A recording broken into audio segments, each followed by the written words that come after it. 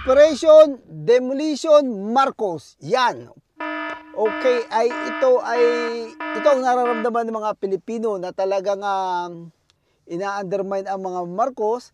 So kung napapansin niyo, every time na lumabas ang bansa ang Marcos, ay pagbalik niya ay mayroon na agad patibong sa kanya. Like bawalan ng kuryente sa NAIA, may problema agad pag may mga darating na mga bisita na mabibigat na tao, mamatay ang kuryente sa airport. Lately nagpunta siya ng Australia at sinabayan niya yun ng mga issue ng mga may daga daw, may mga surot sa NAIA.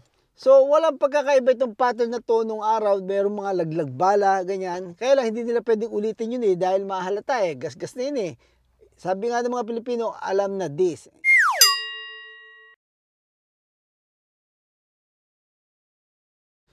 Alright, number 3. Okay. I don't want to be hypocrite. Okay?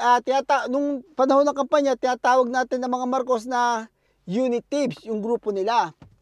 Pero lately ay medyo nagkamali tayo dahil yung unit thieves, yung mga namuhunan sa kanya mga bandido ay hindi niya tinotolerate, hindi niya sinasamahan. Mas bukas loob siya dito sa mga mahihirap. Tingnan nyo, yung mga NPA pinabababa, kinukontra naman ng iba. Ito naman mga EGK, binubuksan niya. Okay?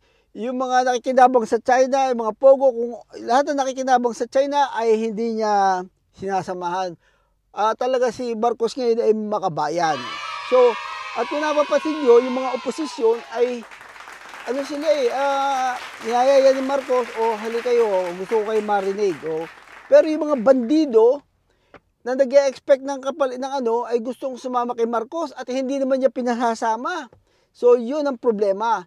At itong mga bandidong ito ay parang organized crime nga Nagkakaisa sila kung paano gibain ang Marcos government. Siyempre kung ginigiba mo yun, nadadamay tayo mga Pilipino dito. So, kailangan mabuksan ng isipan ng mga taong bayan dito sa nangyayari.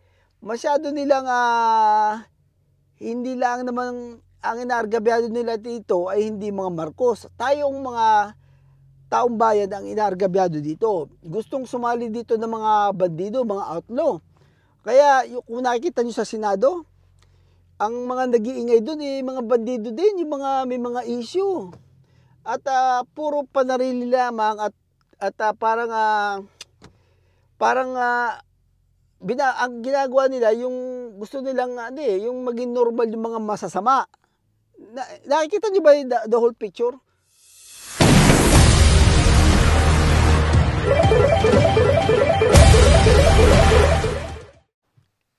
Alright, that's for now. At sa next video natin, pag-uusapan natin yung mga visits sa Senado. Si Robin Padilla. No? Okay, si Robin Padilla sa sunod na video na yun, okay? Alright, so I'll see you with my next vlog, okay? Salamat po at hopefully ay itong mensaheng ito ay nakatulong sa mga naka-cross nito ay kung meron kayong opinion ay exercise natin at importante po yan, okay? So mag-comment lang po kayo, okay? Alright, I'll see you in my next vlog. Peace out.